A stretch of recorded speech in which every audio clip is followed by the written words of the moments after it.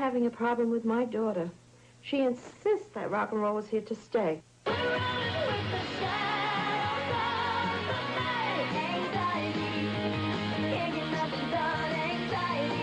What do I know? Pat Benatar, Get Nervous on Chrysalis Records and Cassettes. This holiday season, give the gift of music.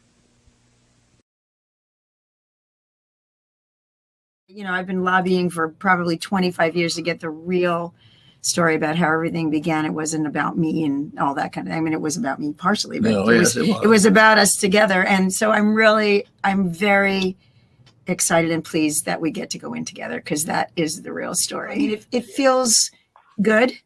And it doesn't change everything. It doesn't, you know, not in the way that you would think. It's just really nice for your children, for the legacy, for the fans. That's what I think, you know, but for you, you're grateful and you're like, that's great. You know, cool. It is an honor. And I got to tell you truthfully, you may think we're crazy, and you may think there's more reasons for anybody to not like us, is that we do not have one gold, platinum, multi-platinum record hanging up in our house anywhere. Yeah, we're just anywhere. It's just was never about that. It was great to have them. Certainly, it's fantastic to have the support and the fans. You know, the greatest thing always, and you hear this a million times when you see and talk to the fans and the people that love the music, how it changed their lives. And that's the most powerful thing you can ask for. And if this helps to exploit that even more, we'll keep going, and we're not stopping.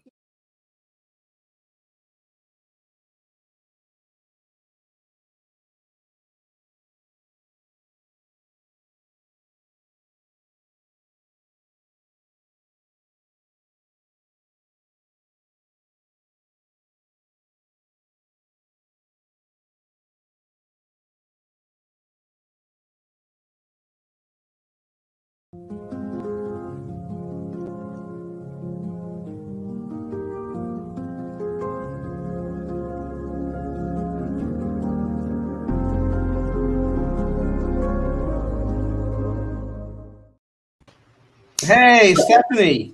What's up? So good to see you. How you doing? Today, we're going to make it happen today, okay?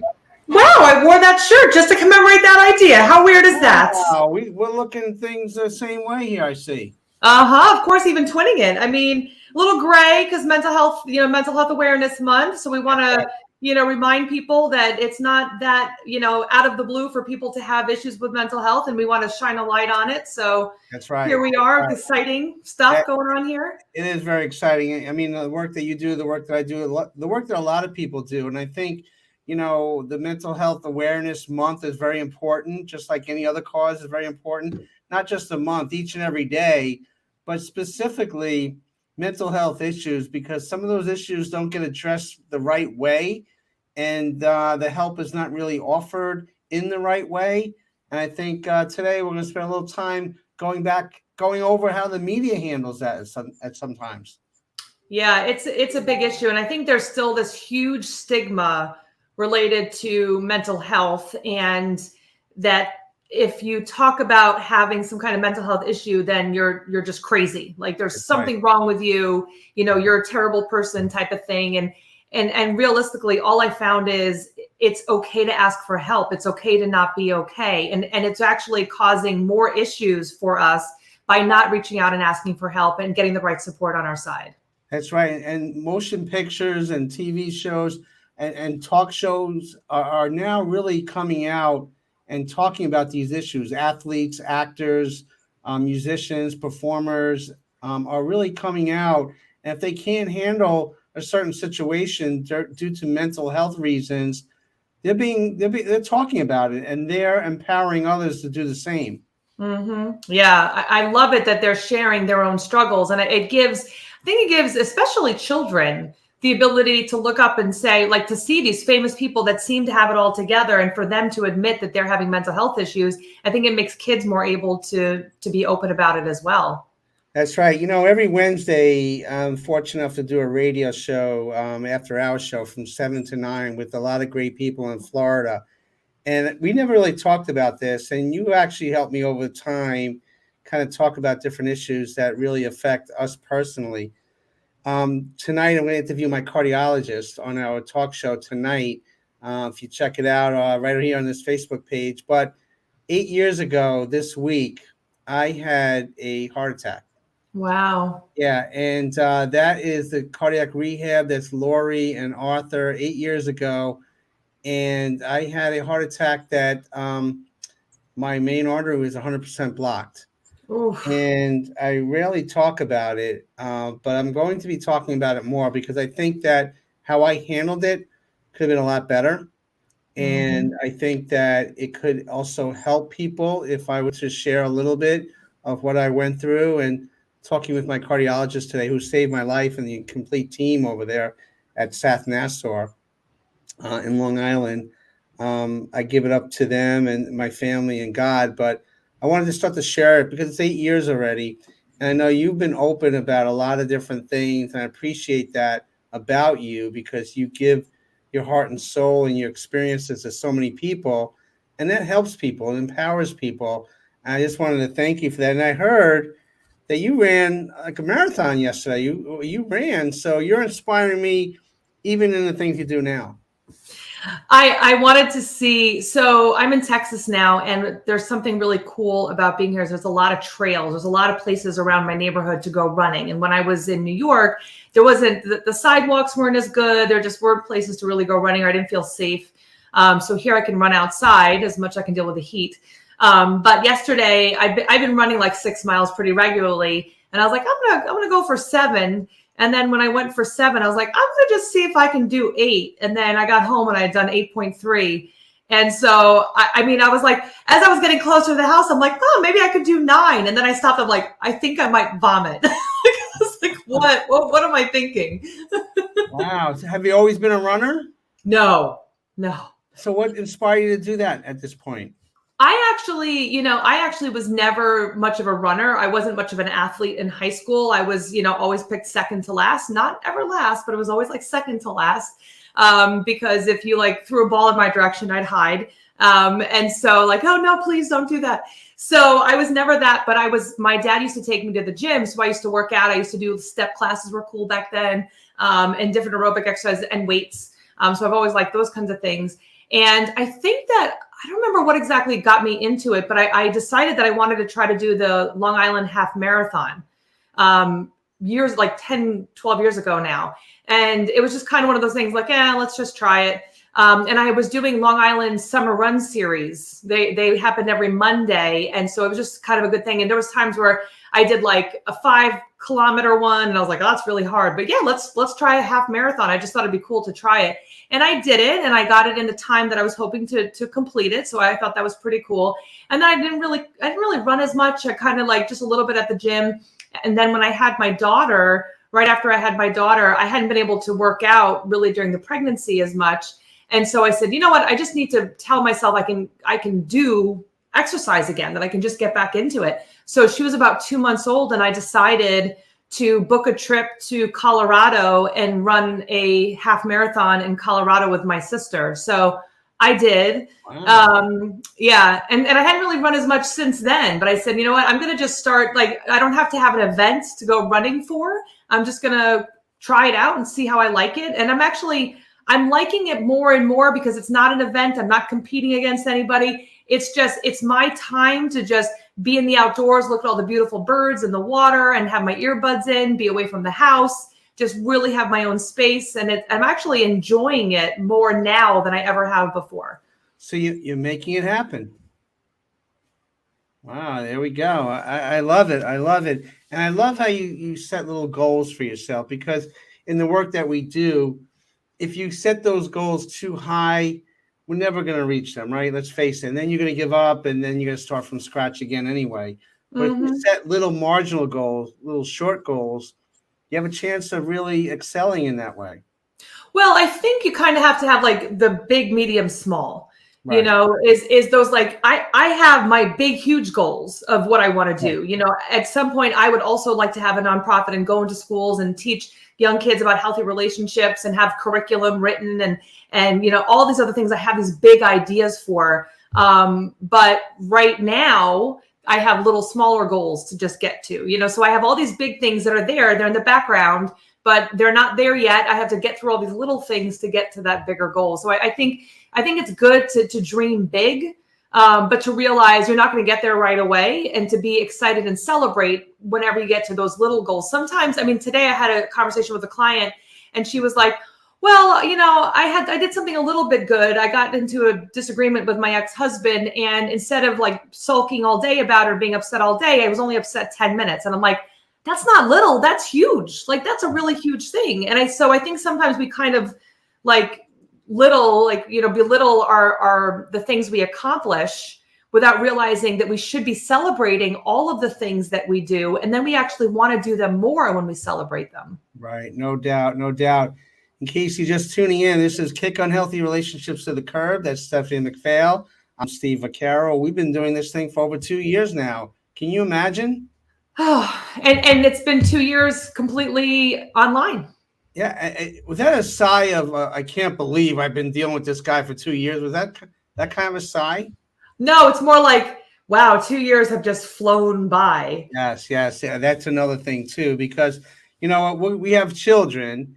And we're gonna show some pictures in a few moments, but we need to start off what happened in Buffalo. That massacre, that rampage is heartbreaking, and we hate to start off on a negative note, but when these things happen, we're news reporters first, and because it has mental health issues that pertain to this and gun control, we want to just acknowledge the people that lost their lives. So. Our thoughts and prayers go out to all those families. And there's a song out there by Donna Ross called Missing You. We're going to play a little snippet there, and then I'm just going to read the names that lost their lives. And if we could all have a collective prayer and reflection for those folks.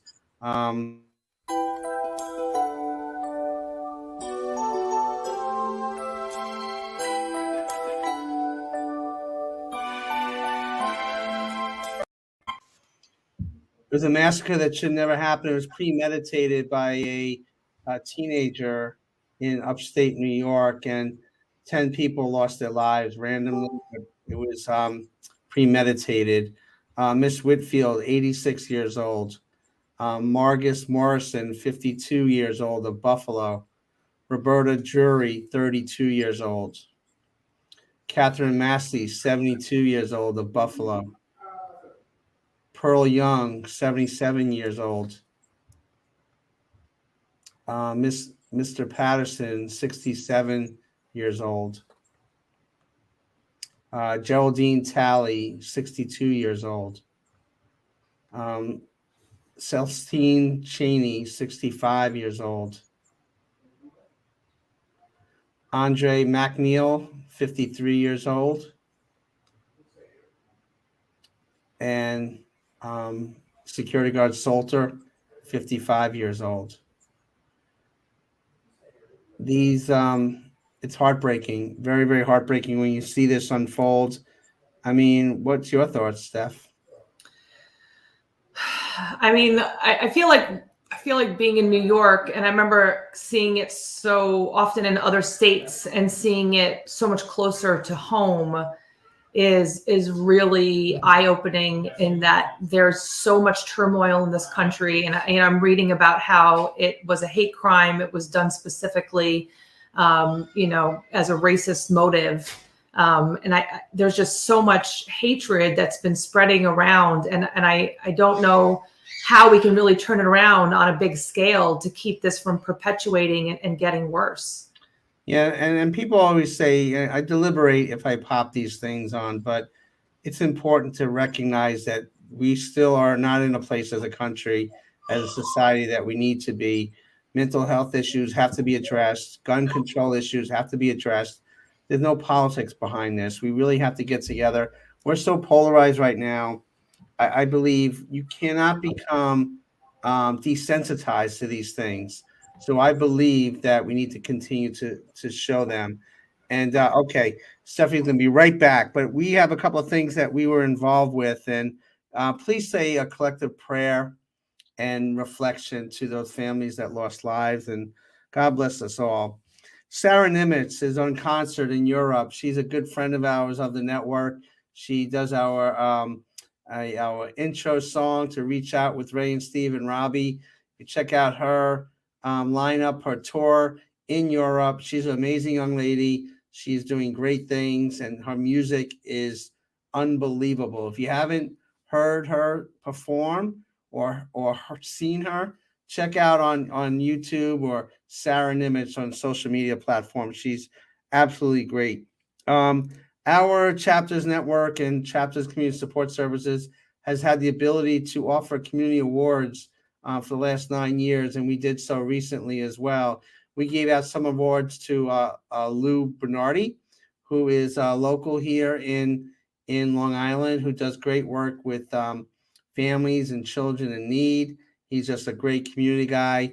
And we also gave out community awards to Councilwoman Marcia Silverman and the mayor of Glen Cove, Pamela. Unbelievable people. It was a great night that we had last week. And again, our network, our nonprofit efforts are about giving back at all times. July 10th, we're going to be in Manhattan for the Disability Pride Walk, which takes place, the parade, which takes place each and every year. And during the pandemic, it didn't take place. We did it for the first couple of years. Basically, it's a highlight. It's a way to empower people that have disabilities or support people with disabilities to bring that awareness to the forefront. So we are so very honored to be asked to be doing that again. But you know what? Sometimes we watch TV to take us away from some problems. Sometimes, I don't know if you watch American Idol, Stephanie. Do you watch American Idol? Christian Gordino is someone that I know personally. So really, yeah. Patchogue boy. Yeah, he lived right down the road from me, and his aunt Grace was my husband David's singer. They were a duo singing, together out in Suffolk County. And so we used to hear him sing pretty often. He actually sang at Grace's wedding. So beautiful voice, nice kid. Yep, know him well. Well, hello. Can we get him on our network, Stephanie? I of course I will ask him. I hadn't even thought about Stephanie, that. Make it happen. I will. I'll send him a message and see if he'll come on for sure. Okay, I've been an American Idol groupie for 20 years now. I love the show. I love the stories behind the story, behind the music.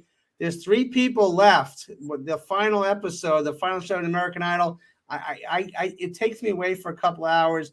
Hunter Girl is one of the people left, and she's amazing, country music artist. She's going to make it far if she wins or loses. Leah Marlene, she did an unbelievable version of Separate Ways by Journey and Steve Perry. You got to go to YouTube. You got to check it out. It is one of the best performances ever. Noah Thompson is also in the top 3. He had COVID for a couple of weeks. He performed in his hotel room, and he still made it to the top 3. So you got to check it out. This is a plug for American Idol now because it is a great show. It's a story behind the story. And now you know somebody personally, so we got to get him on. Heck yeah. I'm sending him a message. I just actually tagged him in here, and I'll send him a message after the show. But yeah, I hadn't even thought about that. If he's not too busy, I mean, he's going to be singing with Michael Bublé. So, he's got some stuff in the works. All right. Well, he can spend a few moments with your friend Stephanie and of course. Steve, no doubt. But you know what? It's all about the kids, and summer is right around the corner, right? So we thought it'd be good to kind of review some pictures from our kids, maybe. I mean, in the summertime, because it's always a lot of fun in the summer in New York or Texas, no matter where you are. I think, okay, there's my daughters, Gia and Angie. I call it back in the day. I love that picture because Gia is 2 years older than Angela. They're in their 20s, late 20s now. They'll kill me if they see this picture up on the screen. But that's one of my favorite pictures, 1998 already. So cute.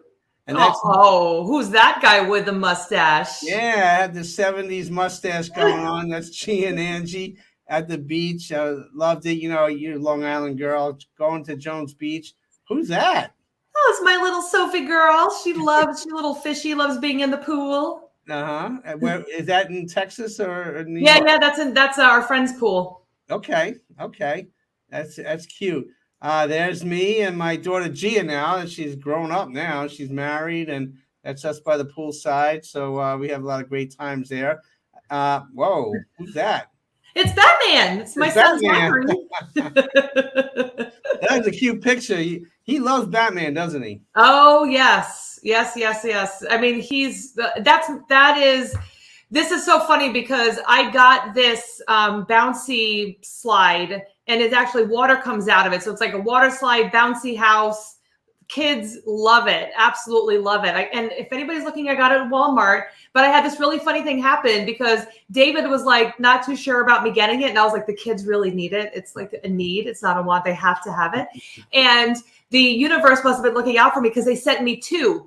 And so when I called to find out why they sent me 2, they're like, no, we already sent you 1. And I was like, oh, okay. So I sent back one. I got it almost for free. So worked out. We needed it.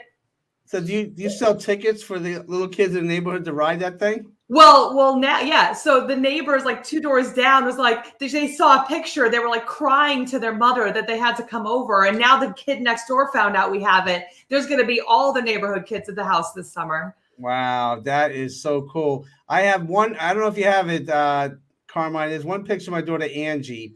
She's in glasses and a bathing suit. I don't know if we have that picture. It's the classiest picture. Oh, there she goes. There she goes.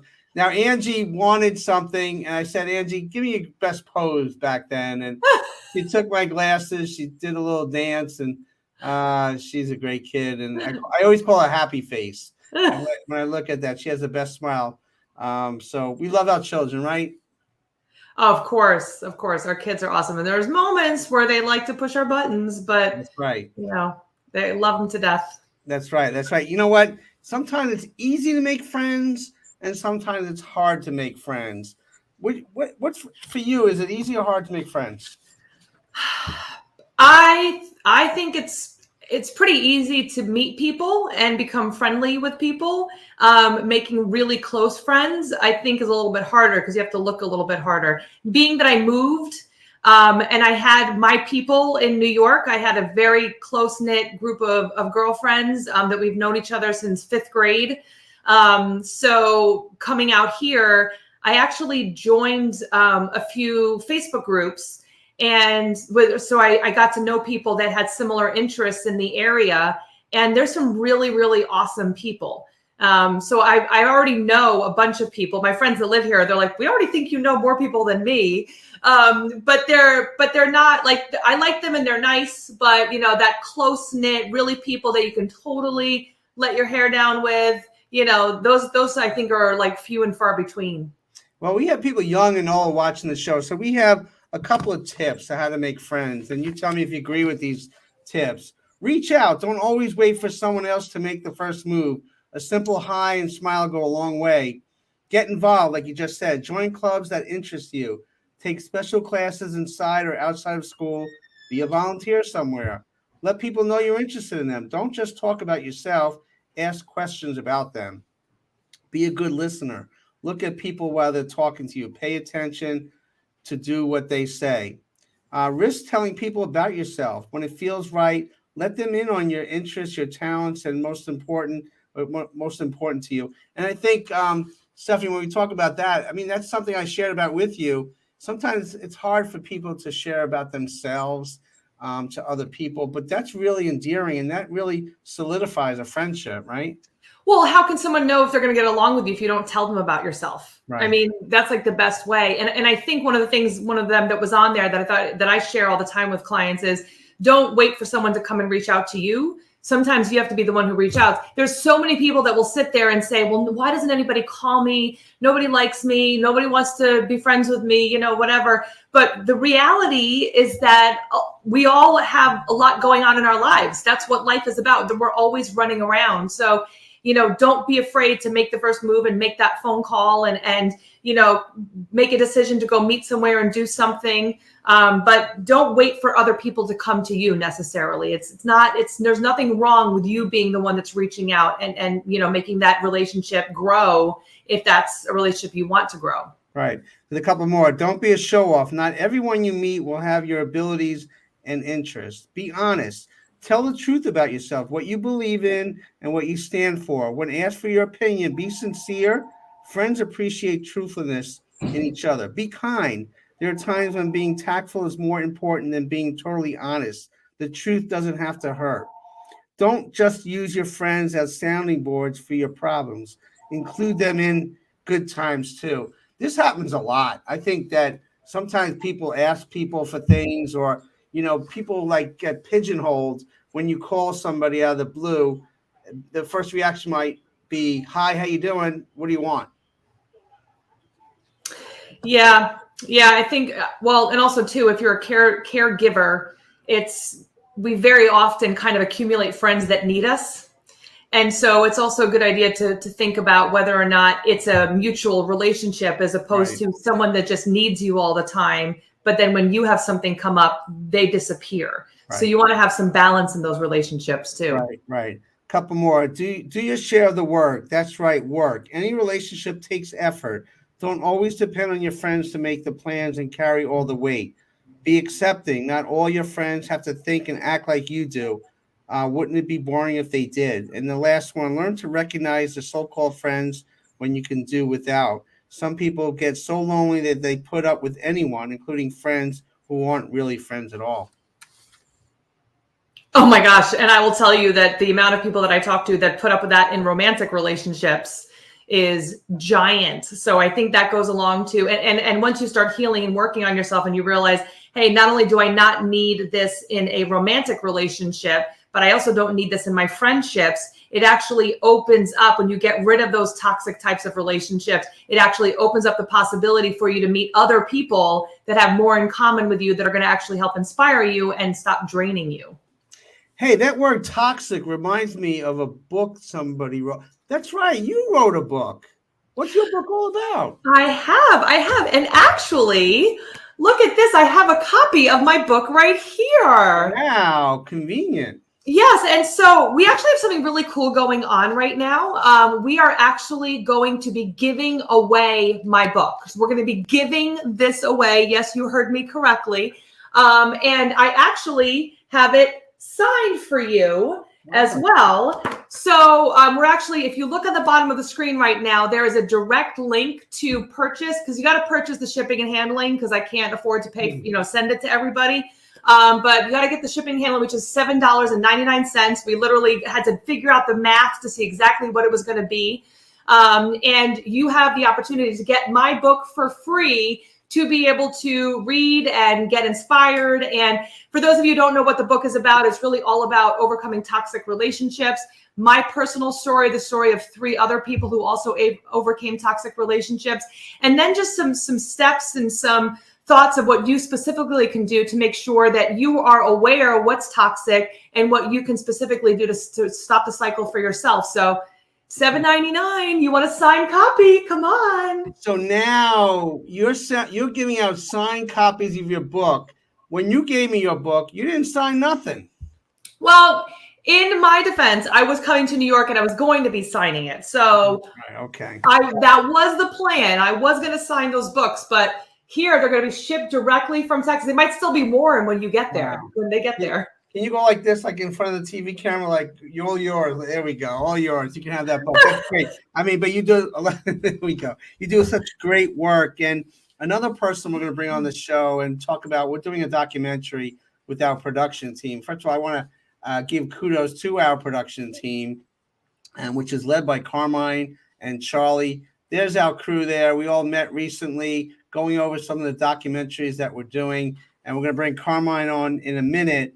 But we have a little snippet of a documentary that we're doing about breast cancer, and it's about Christina's focus on everything. And there's the women that we're going to focus in on. But let's check out this video before we bring on Christina. A little bit about all of the good that came of it. Tell you a little bit about what to expect if there's anybody that you know that gets diagnosed, and to take a little scary out of it. So on November 9th, 2020, I was diagnosed with breast cancer. A few weeks before, I had gone for a physical, and I had to get a routine mammogram. I found a lump at the same time, a very small lump, so I figured it's nothing. Went for the mammogram. They immediately saw 3 separate spots on my left breast. And I had to come back a few days later for what's called a needle biopsy. Doesn't hurt. They numb up the area. It's like a sonogram with a needle that you don't really feel, and they take some of the tissue, and a couple of days later they come back to you with the results, whether the tissue was cancerous or not. So I had maintained my positivity, saying, nah, it's not, nah, it's gonna, the more spots that they found, the more I started to think, you know what, maybe this is something, but I wasn't going there yet. So I was home alone, working from home at the time because we were in the heat of COVID, and my regular primary physician called, which I found odd, and she said, we got the results back, and the test came out positive. And I remember just this shock wave coming over my body. It jolted me. And I said, I'm sorry, what? She said, it's positive, you have breast cancer. And she's very matter of fact, and she said, you're going to need to find a surgeon and an oncologist. Let me know what you need. And she gave me a few names of doctors that she's worked with or that her patients have used before. And I remember hanging up the phone and just being like, this can't be real life. This can't be happening to me. So I called my husband, who was my fiance then, and I said, I don't know what I'm going to do. Like, I have breast cancer. I don't know what I'm going to do. And he said, don't freak out. It's all going to be fine. I'll be home in a little while. I was by myself. I hadn't spoken to my kids. So together we have 6 kids. I have 4 and my husband has 2. They're all adults. And they worry like adults. So I hadn't told them when I had gone for the testing or anything because I didn't want them to worry. Like I said, we were in the heat of COVID, so everybody wasn't really out and about. And we were refraining from physical contact. So when my husband came home, I said, well, we have to tell the kids. So I set up a Zoom call. It was all I could do. And I got all the kids on the Zoom call, and I said, they thought that I was just being silly, like being a mom and just wanting to say, I miss you, I hope I see you guys soon, and this wasn't that. So when I told them, they separately, some of them just were like, my daughters started to cry. My one son started to freak, and my other son was just very confident that I would be fine. You'll be fine. Lots of people get this, and everybody beats it. You're going to be fine. And after that, that's really when my mind started to go. My mind started to wander. I started to think, like, how can I have breast cancer? How can this be? How can, like, my whole life is going to be destroyed? Wow, it's a powerful story, and Christina's with us now. Christina, when you watch that video now, on the heels of putting out a documentary, what are your thoughts that run through your mind? It's funny, not funny, haha, but funny that we are talking about Mental Health Month, because there are so many things that affect us. And for me, I had always been someone who we all think we've got it together, right, to a certain degree. And it rocked me to my core. So the reason that I started to make, my own videos, because I wanted to share them, was when I got diagnosed, I didn't know what to do. There wasn't a well-known protocol. People didn't really talk about this. And if you say, well, I've been diagnosed with cancer and I have to go through all of these therapies, it frightens people, and some of them tune out because it scares them. So the reason I wanted to do this was, we have to provide resources. We have to provide information, but not just the medical stuff. We have to provide this is what happened to me, and it's okay if something like that happens to you, or if something totally different, if you feel totally different, if you're scared to death, if you're not scared, if you have some days that you're mighty and you have other days that you just fall apart. I wanted to offer some kind of, this happened to me, and if it happens to you, like, I'm okay, you're okay. So that was really the basis of me making all of those videos throughout my journey and my therapy and all of the things that happened. Stephanie, she's really making it happen, right? Yeah, I mean, for sure. And the thing is, I think that obviously you sound like a successful woman. Things, you kind of figured things out, and then this was like a slap in the face of like, wait, where is this coming from? And then all that, strength that you have kind of was in question. It sounds like why is this happening to me? What did this go on? Did you feel kind of like, were you angry? Did you what were your feelings about all that? I was confused, and I became a sponge for information, and I sought out anybody that any of my close friends told, anybody that they had known that I could talk to that had been through it, because I wanted to know, number one, that I wasn't going to die, which clearly I didn't. So thank you, God. But I wanted to find out from other women, like, how did you go through it? What happened to you? Because in the beginning, you can't possibly know this whole thing. You're not going to know the experience. So I interviewed 26 women that had gone through this, and with all different scenarios, because I needed that information. And I knew at that point that I had to do something to document my journey for a woman that may be just like me, that voraciously needs that information. Or on the flip side of that, my mom had breast cancer in the late 70s. It was a very, very different time. I was in my late teens, and the therapies were very different. And there was no social media. There was no, if you had your family and you had whoever, if you had a church group or an organization you belonged to, maybe you could talk to those people, but people weren't as well connected then. And I felt that because my mom had been a stay-at-home mom, that she didn't have really a network to find somebody to talk to. And I wanted to do this for her because I can't imagine now what she must have gone through. And as moms, we try to hold it together. That's my camera, sorry. As moms, we try to hold it together, and we try not to show our kids that we're afraid or that we're in pain or that we have a problem. And there was probably a lot that I didn't recognize because she was being a mom and I was being a kid. So there are other moms out there that don't have that network of people, that can't have that person to talk to that's already been through it. Anybody that goes through anything like this, it doesn't have to be breast cancer. The thing I think that we all have in common when there's a crisis, could be an illness, could be something else, usually it's not part of the plan. Right. So you can plan, if you do really well, you can plan for your finances, you can plan for your kids' college education, you can plan for all these things. Nobody plans to have a health crisis or any kind of crisis. So that's really a big part of it. Well, Christina, this is like a little icebreaker for you to share your journey. But what I love about you the most is your passion, your work ethic, your love for family.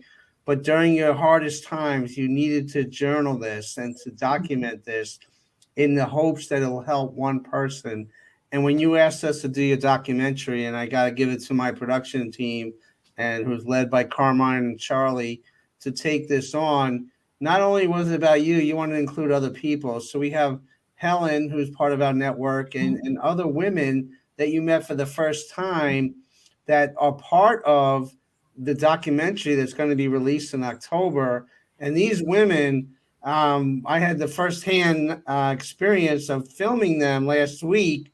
It's incredible stories. And I am so thankful and blessed that we're friends and that you're organizing this. And together, we're going to make this a platform for other women to utilize to help themselves and to help others. Well, I am very, very grateful to you and your team for understanding, just simply how important this is to get this information out and to take a little bit of the scary away. The fact that we got through it and we got to the other side is, I didn't want to put my videos up on YouTube. I didn't want to present it that here I am, a woman that's going through this. I wanted to show the after, that we're all going to be okay.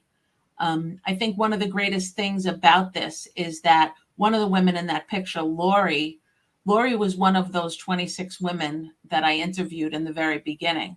Her husband shared on Facebook. We were friends many years ago acquaintances, really. And I had seen that she had breast cancer way before I was diagnosed. And you see it as you're scrolling. As soon as I got diagnosed, I started to think, like, who can I call? How do I find a doctor? And I messaged him. And Lori was on the phone in a number of hours to kind of talk me off the ledge and share her personal experience with me that I had never met her before. Yet she shared the most personal of details of her treatment and of her illness and her recovery. I just thought that that was the kindest thing that we could do for each other. And even more so now that we've been brought together, we're sharing all of this in conversation because we have a bond.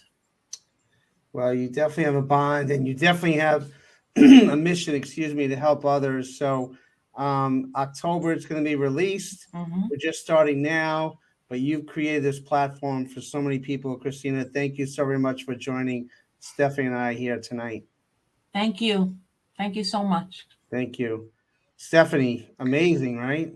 I love that. And you know, I was thinking as Christina was talking that, you know, one of the greatest gifts you can do is share your pain with others, because that really, not only does it inspire other people, but it also lessens the pain for ourselves. When you're able to spread it out and not feel like you have to have it just on your own shoulders, it decreases our own pain as well. Right. Let's bring Carmine into the mix here, because he actually got a chance to view some of the documents that that Christina has made and the videos that she made. Carmine, what's your thoughts about Christina and what she put together, what you saw for the first time before anybody else? There he is. Hey guys. How you doing? Doing good. Thanks for having me on the show. Oh yeah, no, you're like Oz, the guy behind the curtain there. Oh yeah, I just want to thank Christina for giving us the opportunity to pursue her documentary. Yeah, I got the chance to look over some of the footage, and all honesty, yeah, as a team, me, Charlie, collectively, we want to put together Christina's story and just tell her story, everything from her end, and keep it as real and natural from her end as possible. So really excited to talk more to Christina and just hear more of her input along the way, as well as us putting together this entire documentary. Very excited.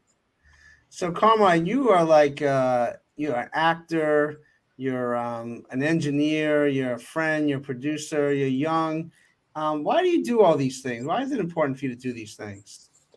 I love just the opportunity to give back and make people feel in a very positive light.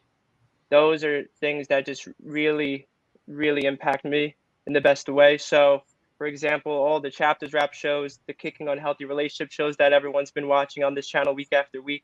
I love doing them because you guys just bring on amazing guests each week and continue to inspire people, have these open-ended conversations like Christina was saying, just talking. And you guys having these conversations, you know, week after week, there's stuff from each show that I pick out that stick with me week after week. And I know for the viewers out there, it'll do the same. So that's why I want to keep pursuing it, just to get the word out there. Right. And your work ethic is second to none. Your precision is impeccable. And I can't, Stephanie brought me to StreamYard. You brought me way beyond. She helped me with the ropes also for StreamYard. So. I know. Stephanie makes it that keeps on giving. She makes it happen. She makes it happen. That's right. She definitely makes it happen. But you're an actor. It's Mental Health Awareness Month. And we went to a game. I don't know what to do with this. Carmen, do you have any ideas what we could do the rest of the show? All right, I have an idea. What's the idea? I have 3 clips that I'm going to bring up that have to do with mental health awareness, especially because it's this month. But it's something to keep in mind throughout the year. So for this episode, let's take a look into 3 video clips and see what we can get out of them. This first one. You go with that, Stephanie? I like it. I like it. Sounds good. All right, Carmen. All right. First one's from a TV series. It's called Modern Love. I'm bipolar. Really? Yes. I have been since I was 15. How come you never told me? Well, who wants to hire someone with a mental illness and entertainment law? Aren't we crazy enough? Sorry. So why are you telling me now? because you're more than work. And you should know what you're dealing with if we're gonna see each other outside of the office, which I would like. But I have incredibly low periods. So low that I can barely move. I am impossible to be around. I can barely answer the phone. I'm totally unreliable as a friend. In fact, in some ways, I'm probably the worst friend you could ever have. Don't check a single box. I have a meeting 5 minutes ago. Okay. Phyllis, hey, those guys from admin in my office, tell them we have to cancel today. I'll see them tomorrow. Yeah, and I'll tell them I'm really sorry.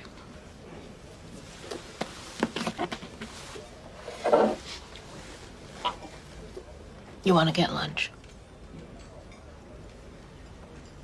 Mm-hmm. Get a menu. So where are you right now, mood-wise? I'm coming off of a low. Tonight I'll be pretty manic. You're the first person I've ever told about this. How does it feel telling me?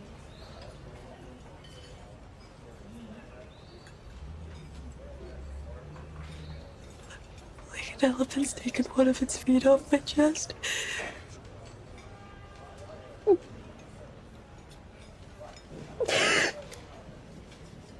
I'm so glad you've told me.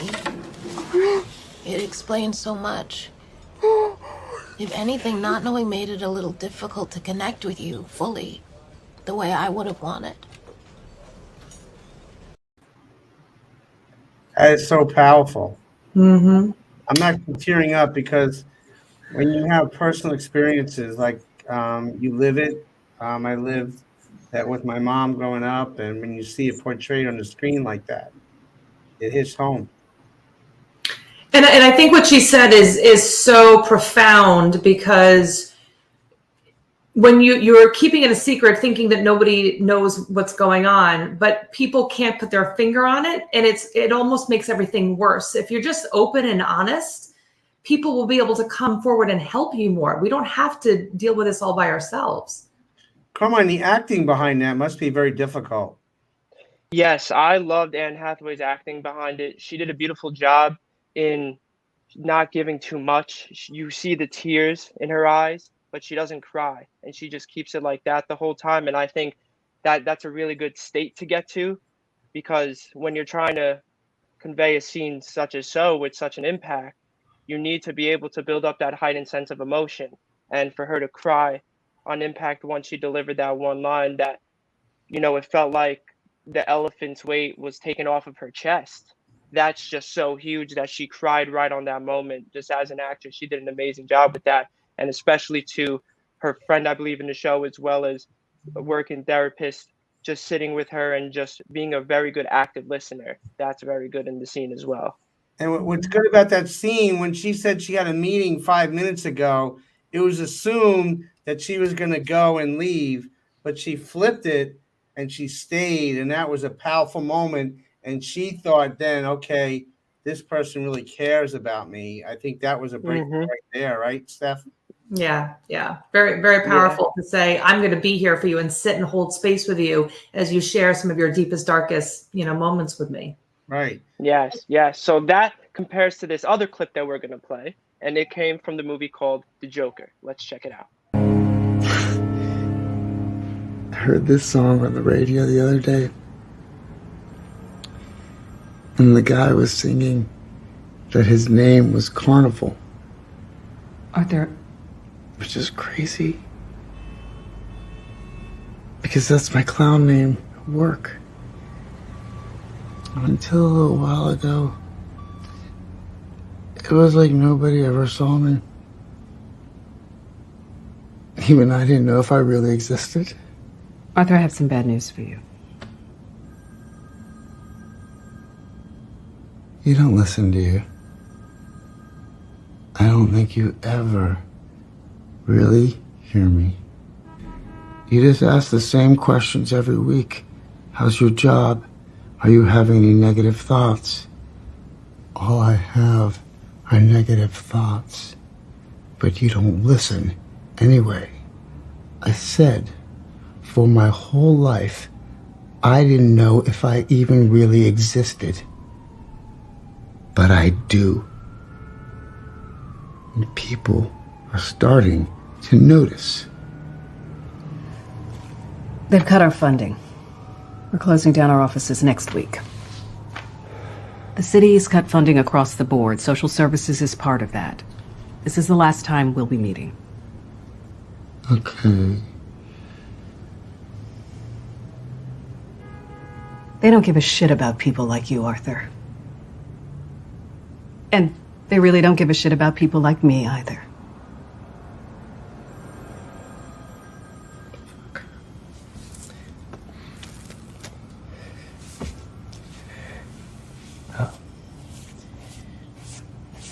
How am I supposed to get my medication now?